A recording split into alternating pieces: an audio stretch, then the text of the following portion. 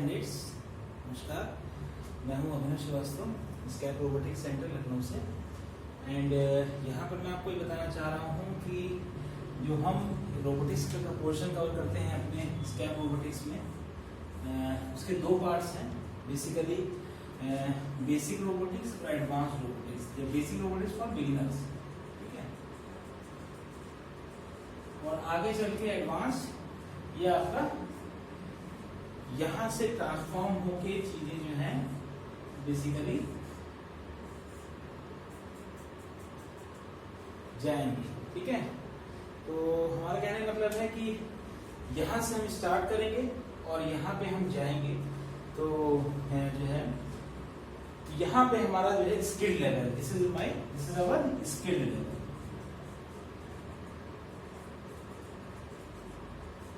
Skill level मतलब यहाँ पर आप जो है प्रॉपरली ये समझ सकेंगे कि हाँ आप करते देखेंगे कोई काम कैसे काम हो रहा है। अभी मैं यहाँ पे डिस्कस करना चाह रहा हूँ कि स्टार्ट करेंगे फेज 1 से हमारा, that is basic robotics, that is phase 1, ठीक है, and that is phase 2। Directly कोई भी बंदा यहाँ पे नहीं जा सकता, we have to cover this. उसके बाद हम जाएंगे एडवांस रोबोटिक्स पे। तो हमने इसको बाइफरकेट कर दिया है स्कैप रोबोटिक्स के अंदर, ठीक है। मेरा नाम है अभिनव श्रीवास्तव और मैं आपको ये लेक्चर इम्पार्ट कर रहा हूँ और मैं ही इस स्कैप रोबोटिक्स का ओनर भी हूँ। मैंने एमटेक किया है रोबोटिक्स में, रोबोटिक्स एंड इंडस्ट्रियल ऑटोमेशन में। तो बात करते हैं बेसिक रोबोटिक्स की। अगर हम बेसिक रोबोटिक्स की बात करें तो सबसे पहले कि इंडिविजुअल को क्या सीखना चाहिए। हमने कंटेंट मॉडल जो ड्रॉ किए हैं, उस कंटेंट मॉडल में डेफिनेशन ऑफ इंडस्ट्रियल रोबोट, सबसे पहले रोबोट की डेफिनेशन क्या होगी, basic laws of robotics, robotics के लॉज क्या होंगे, कि हमें एक्चुअली क्या होता है जब भी कोई मशीनरी बनती है तो वो जो है उसको हम किसी न किसी फ्रेम में डिजाइन करते हैं कि इस मर्यादा से बाहर नहीं जाना चाहिए। क्योंकि आप कैप्चर करते हो, कैप्चर क्यों लाया गया है, कैप्चर इसलिए लाया गया है कि कहीं सिस्टम अपने आप में कोई चीज वर्णन या अपने आप की थिंकिंग ना करना शुरू कर दे, ठीक है। तो ये चीजें हैं, इसीलिए इसके कुछ लॉज बनाए गए हैं। जैसे आईटी में आईटी एक्ट होता है, वैसे इसके लॉज होते हैं कि इन लॉज पर ही चाहे रोबोटिक्स कितनी भी एडवांस्ड हो जाए, लेकिन इन्हीं लॉज पर आपको वर्क करना है। इन्हीं लॉज, इन तीन लॉज होते हैं बेसिकली, फर्स्ट, सेकंड और थर्ड, 3 लॉज होते हैं। इन 3 लॉज को ओबे करके ही हर रोबोटिक मशीनरी डिजाइन की जाती है। इनके बाद कोई रोबोटिक्स की डिजाइनिंग नहीं होती है, मतलब इस पर आपको कन्वर्ट करना ही करना पड़ेगा। नेक्स्ट आता है डिग्रीज ऑफ फ्रीडम, ये बेसिक रोबोटिक्स के अंदर आएगा, ठीक है। Then robot arm kinematics, differential motion, this is an important thing. Differential motion मतलब एक लिंक जो है वो कैसे अपने ऑब्जेक्ट पे पहुंच रहा है, that are the joints and these are the links, ठीक है। तो एक वर्क इस पर किस हर आर्म कितना मोशन करके, कितनी वेलोसिटी अचीव करके वो अपने टारगेट तक पहुंच जाए, उसको इसके एनालिसिस डिफरेंशियल मोशन में की जाती है। नेक्स्ट है जैकोबियन, ठीक है। जैकोबियन मतलब कि हम किस तरह मैप करना है रोबोट के लिंक्स को कि वो ऑब्जेक्ट तक अपने ट्रैजेक्टरी तक फॉलो करके पहुंच जाए, ठीक है। नेक्स्ट है जैकोबियन, ये पढ़ाएंगे। Then robot control system, robot control system के 2 पार्ट होते हैं, एक होता है सर्वो बेस्ड और एक होता है नॉन सर्वो बेस्ड, ठीक है। ये दोनों इसमें आएंगे। तो सर्वो में आप जानते हैं थोड़ा सा आपको फीडबैक सिग्नलिंग होती है, ठीक है। तो इसी में आगे चल के एएनएन भी आएगा, आर्टिफिशियल न्यूरल नेटवर्क, ठीक है।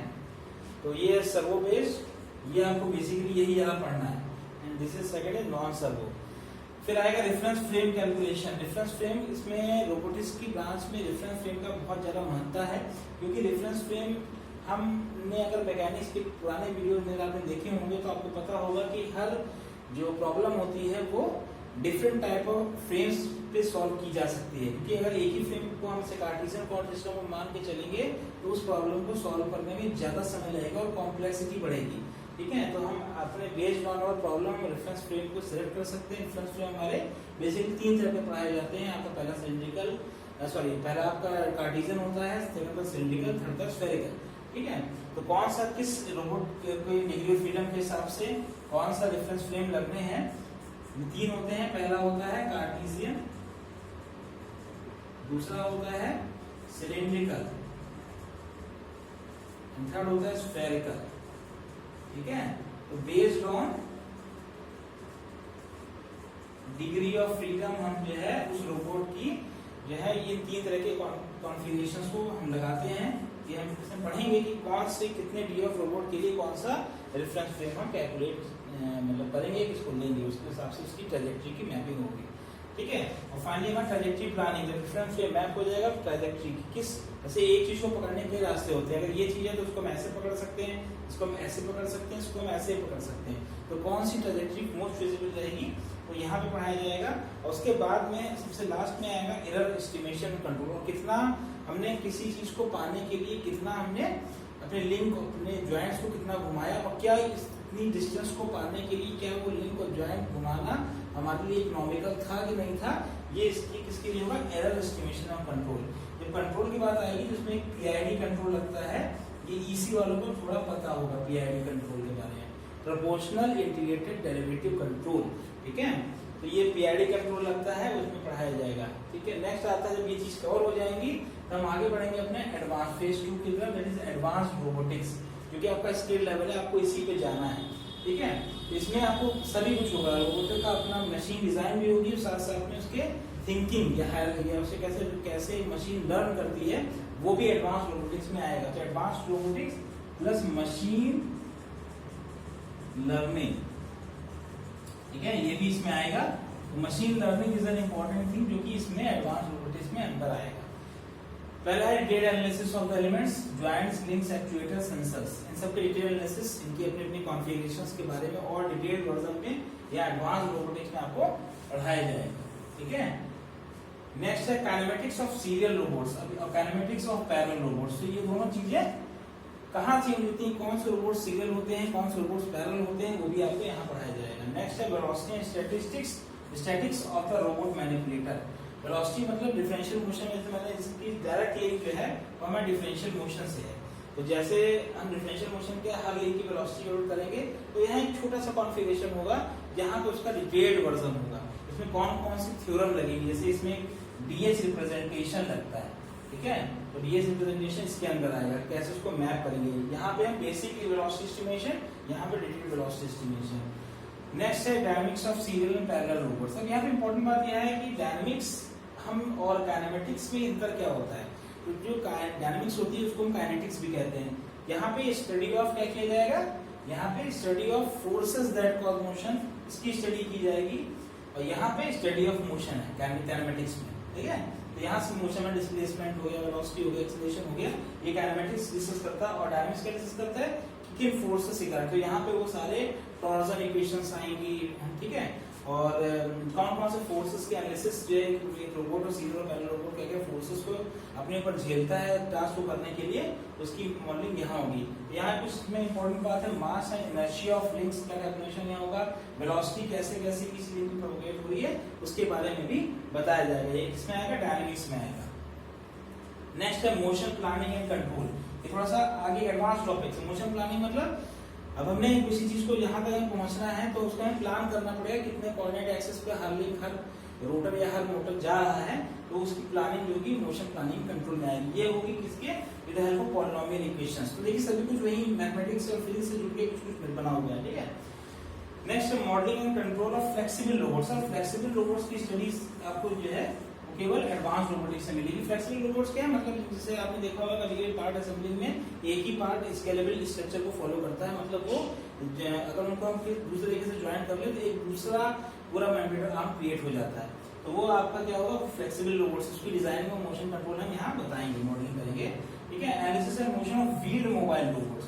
अब यहाँ व्हील्ड मोबाइल रोबोट से कि आपका हम लोकोमोशन पे यहाँ ज्यादा ध्यान नहीं, लोकोमोशन कैसे होता है, जैसे कि आपने देखा होगा रेप्टिलिटिक मोशन, इस व्हील रोबोट में आगे रेप्टिलिटिक मोशन भी आएगा। ठीक है, हम वो हर चीज एनकाउंटर करेंगे जो नेचर में होती है। ठीक है, रेप्टिलिटिक मोशन, तो आप व्हील मतलब पूरा पूरा लोकोमोशन पे ध्यान दे रहे हैं। ठीक है, अगर व्हील होगा, व्हील का मतलब सिर्फ व्हील ही नहीं है, व्हील का मतलब लोकोमोशन के लिए कितने तरीके के वेज हम की रोबोट को मूव करा सकते हैं। जैसे कि अगर हम रेप्टिलिटिक मोशन की बात करें तो जैसे स्नेक चलता है उस तरह का रोबोट होता है, हो सकता है। ठीक है, एक वो रोबोट हो सकता है जिसमें जो इसकी वेलोसिटी रेडियस, इसकी वेलोसिटी लीनियर ना हो रेडियल हो जाए या एंगुलर हो जाए, जैसे मूविंग रोबोट हो सकता है। तो जितने लोकोमोशन पे हम ध्यान देंगे उसकी एनालिसिस यहाँ होगी। ठीक है, रेप्टिलिटिक मोशन प्लस व्हील, इसकी मतलब मोशन की एनालिसिस जो है रोबोट के वो इस सेक्शन पर होगी, चाहे वो व्हील हो, मतलब चाहे वो किस तरह का मोबिलिटी वो फॉलो कर रहा है, ठीक है। इसका मतलब ये व्हील का मतलब सिर्फ व्हील ही नहीं हुआ, मतलब किस तरह का मोशन फॉलो कर रहा है उसकी एनालिसिस होगी। Next very important thing is swarm robotics. Swarm robotics क्या होती है भाई? स्वार्म रोबोटिक्स वो होती है, जैसे आपने जीआई जो जैसे मूवीज में देखा होगा कि हम बड़ी एंटिटी ना बना के छोटी छोटी एंटिटीज बनाए, वो छोटी एंटिटी कहीं असेंबल होकर बड़ी एंटिटी को जन्म दे। तो ये छोटी एंटिटीज बनाने का फायदा क्या है? हमारा फायदा ये है कि हम उसको ले जाने में हमारे लिए आसान है, ठीक है। जैसे आंट्स है, आंट्स को अगर आपने एक बैग बग से बंद कर दिया और कहीं जाके छोड़ दिया तो वो एक गैदर करके एक बड़ी मेमोरी बना लेगी, लेकिन क्या है इंडिविजुअल आपको उस मेमोरी आपको ले जाना कहीं पड़ेगा, क्योंकि वो डिसअसेंबल करके उसकी छोटी छोटी एंटिटीज को अपने आप रख सकते हो। तो this is the swarm robotics, that is very important, ये आजकल का भविष्य है, ठीक है। And last but not the least the aerial robotics. इसमें एरियल रोबोटिक्स में क्या होता है कि अब जैसे आप ड्रोन्स देखते हो, ड्रोन से बहुत छोटी सी बात है, बीच में आप चल के देखोगे तो बहुत आगे मतलब और बड़ी बड़ी चीजें हैं एरोडायनामिक फोर्सेस को लाके, जैसे कि हम अभी तक हमारे जो ड्रोन्स बन रहे हैं वो सिंपल बन रहे हैं, उसमें क्या होता है केवल बस वही सर्विलांस के लिए बन रहे हैं, लेकिन अभी क्या है इस पे बहुत ये दो टॉपिक से बहुत ज्यादा इस समय रिसर्च हो रही है, ठीक है। हम बताएंगे क्या क्या रिसर्च और कैसे कैसे इस रिसर्च को जो है हम आगे बढ़ाएंगे, और कैसे आपको थिंकिंग मेथोडोलॉजी मिलेगी कि किस तरह हम जो है रोबोटिक्स को हम आगे ले जा सकते हैं। तो ये आपका बेसिक्स है, और ये जो लास्ट दो सेक्शन है ये एडवांसमेंट्स हैं। ये आप जो बेसिक चीज आप समझ गए तो आप ये समझ सकते हो कि इसको हम आगे कहाँ तक ले जा सकते हैं। तो स्वार्म रोबोटिक्स कहाँ पर है कि छोटी छोटी डिटीज रोबोट के छोटे रोबोट नैनो रोबोट्स बनाना और उनको जो असेंबल करके एक बड़ा मेमोरी आर्म बना के उसके अपने रेगुलर डिजाइनिंग फंक्शन करना, डेजिग्नेटेड परफॉर्मेंस देना, ठीक है। एरियल रोबोटिक्स में क्या है कि वो मतलब जमीन पे लोकोमोशन ना हो, लोकोमोशन बाय एयर हो और वहां से वो अपने काम को अंजाम दे। तो this both things are very important. तो यहाँ पे एरियल रोबोटिक्स में सभी कुछ हम एरोडायनामिक फोर्सेस जो हैं बहुत सारे एरोडायनामिक फोर्सेस के बारे में पढ़ेंगे, ठीक है। तो ये भी इंपॉर्टेंट है, आगे का टॉपिक है, लेकिन इंपॉर्टेंट ये भी है कि इसलिए भी इंपॉर्टेंट है क्योंकि अब अगर जमीन के रास्ते से हम नहीं मतलब किसी चीज को अचीव कर पा रहे हैं तो वो रोबोट एयर के मीडियम से भी अचीव कर सकता है, ठीक है। तो ये हमारे जो है, और उसके साथ साथ इसमें मशीन लर्निंग तो आएगी, उस मशीन लर्निंग में सॉफ्ट कंप्यूटिंग जैसे टॉपिक्स होंगे जो पता ये जो आपको एग्जिबिट करेंगे कि कैसे मशीन लर्न करती है, कैसे सोच सकती है। रोबोटिक्स मैंने कहा कि सिर्फ और सिर्फ मशीन नहीं होती है, इसमें कई सारी ब्रांचेस इन्वॉल्व हैं, मैकेनिकल इन्वॉल्व है, इलेक्ट्रिकल इन्वॉल्व है, इलेक्ट्रॉनिक्स इन्वॉल्व है, कंप्यूटर साइंस इन्वॉल्व है। तो इसमें जैसे मैंने बताया सेंसर्स, सेंसर्स वेरी इंपॉर्टेंट, ये कैसी इसी का पार्ट है। तो आप देखेंगे इसमें किस तरह के सेंसर्स लगते हैं और किस डिग्री ऑफ फ्रीडम पे किस तरह का सेंसर लगेगा, ठीक है।